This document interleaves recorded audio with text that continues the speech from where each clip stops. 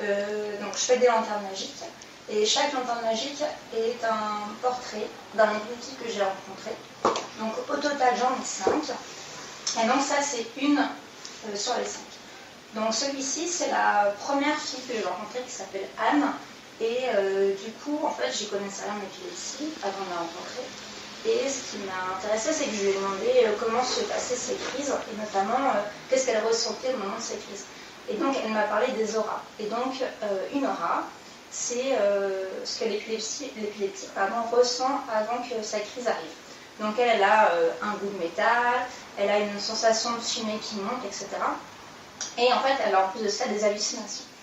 Et vraiment, je ne m'y attendais pas du tout. Enfin, j'étais très surprise du coup de me rendre compte qu'un épileptique subissait avant régulièrement une hallucination, que ce soit visuelle, sonore, olfactif ou de goût. Enfin, et donc, en fait, j'ai voulu travailler sur ces hallucinations. Donc, celle-ci, en fait, donc à chaque fois, c'est des scénettes.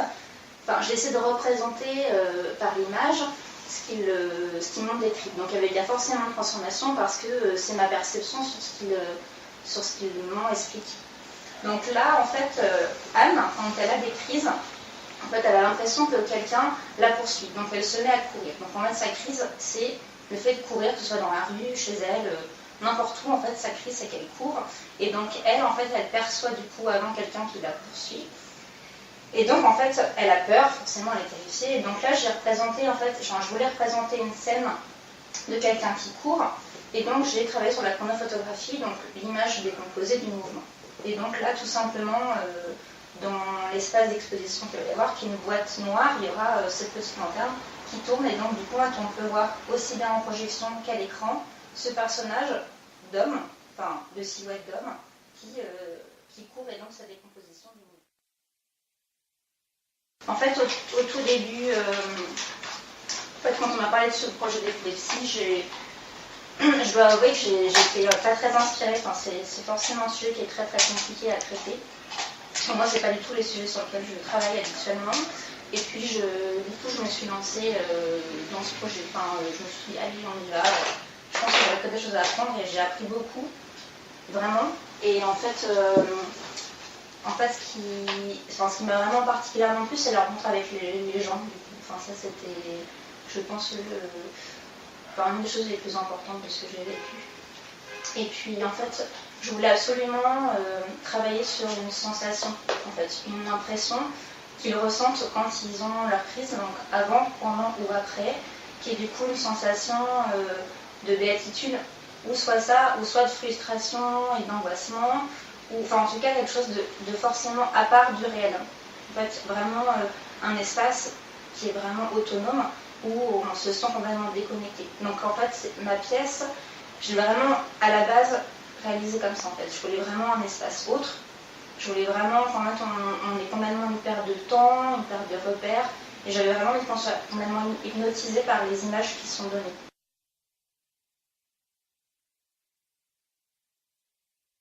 Donc au tout départ, je me fixais déjà le but que ce soit une sculpture-installation. Voilà. Donc ensuite j'ai fait mes recherches et j'ai plus été du côté médical de la recherche, quoi, plutôt que l'apparence, que la personne, que quelque chose d'humain, que le côté psychologique, voilà, de la personne, ce qu'elle pouvait ressentir. Je me suis bien détachée de ça en fait, pour donner juste l'aspect scientifique.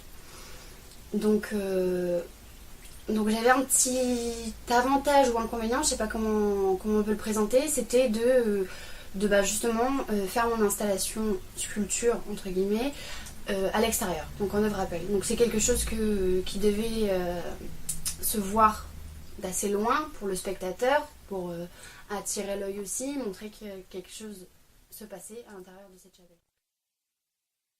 Je me suis rendu compte que l'épilepsie, c'était un dysfonctionnement des décharges électriques émises dans le cerveau, donc au niveau des synapses.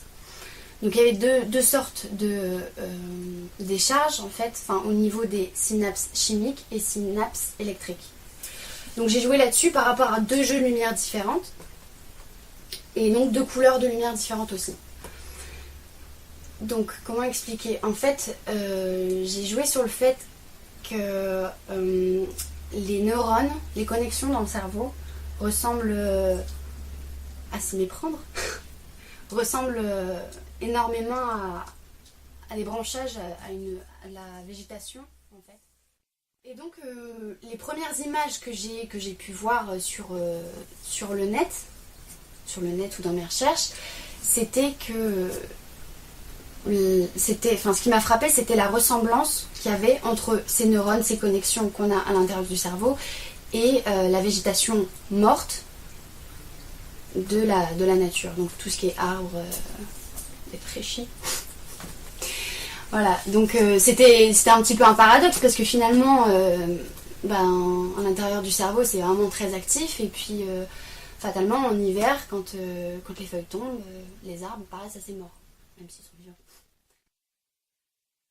Voilà, pour la structure qui était assez grande, au départ, je voulais jouer avec le fer recuit puisque c'est assez malléable en fait. Et puis je pouvais donner cette apparence de végétation morte grâce au fer recuit qui est rouillé s'il n'est pas galvanisé finalement. Et puis ce qui allait pas, c'est qu'il en aurait fallu énormément. Et donc j'ai joué sur le mélange fer recuit, branchage mort. Sur l'installation finalement qui représentera des cheminements électriques qui peuvent se produire dans le cerveau, se trouvera les branchages, donc rouge, jaune et bois, enfin les branchages, et les lumières rouges et jaunes, donc qui distingueront les différentes décharges électriques du cerveau.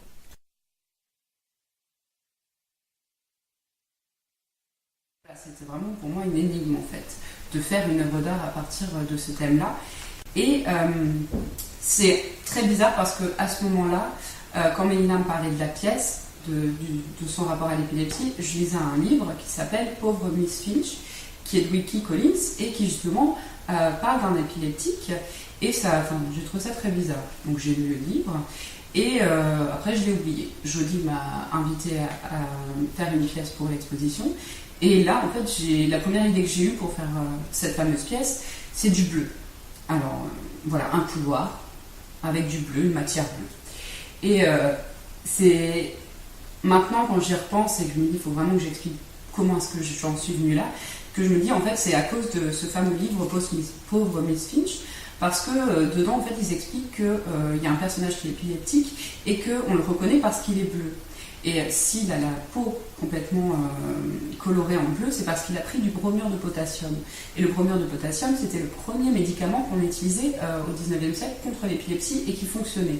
Le problème, c'est qu'il fonctionnait ce médicament, mais il rendait les malades, qui n'étaient plus après avoir pris ce médicament, complètement bleus. Donc ils étaient stigmatisés jusqu'à la fin de leur vie comme anciens épileptiques. Et j'ai trouvé ce médicament, enfin l'effet secondaire de ce médicament assez atroce. Et je pense que ça m'a tellement marqué inconsciemment que j'ai voulu retranscrire notamment cette couleur dans la pièce que je propose pour l'exposition. Et c'est comme ça que m'est venue l'idée de travailler une matière que j'avais déjà travaillé avant. Donc c'est du papier crépon, donc le papier crépon blanc qu'on utilise dans les écoles maternelles pour faire n'importe quoi, des travaux manuels. Et là, je l'utilise blanc et je le teins. Donc en fait, je le teins avec plusieurs bleus différents. Donc à la base, imaginez que le papier crépon est blanc. Donc je le trempe. Donc là, j'ai fait un premier essai avec du papier crépon qui n'est pas terrible mais qui se trouve. Et en fait, je trouvais que c'était trop clair, que ça allait pas, ça faisait trop hippie. Voilà, ça c'est vraiment le premier essai papier crépon. Et ensuite, j'ai choisi vraiment des couleurs plus sombres. Et c'est là que j'ai trouvé ça intéressant et que j'ai décidé, donc une fois que la teinture est finie, que c'est sec, je l'étire en fait le papier crépon pour qu'il soit vraiment qui soit plus froissé du tout, qui soit lisse. Donc une fois qu'il est tendu, et ben, je viens, comme un peintre, appliquer de la paraffine. Donc la paraffine, c'est ce qu'on utilise pour les bougies. Donc je la fais chauffer dans une casserole. Une fois qu'elle est liquide, je prends un pinceau et je viens appliquer comme ça, tout du long de la bande de papier crépon, la paraffine. Et donc en fait, ça vient protéger le papier, donc, qui est toujours fragile, parce que voilà, il se craque de temps en temps. Mais ça vient de lui donner un aspect qui est translucide avec la lumière. Donc là, j'ai installé tant bien que mal une des parties de ma pièce. Et donc voilà, donc ça donne cet aspect-là. Quand on m'a proposé d'installer dans la chapelle, on m'a désigné une place qui est donc dans le chœur, dans l'abside, et qui est vraiment la partie circulaire, en demi-cercle. Et j'ai trouvé ça intéressant, donc j'ai décidé de faire un couloir en arc de cercle, ce qui va être très compliqué à installer. Mais j'aurai les vitraux de la chapelle qui vont venir éclairer par derrière la pièce. Donc il y aura d'autres couleurs que le bleu.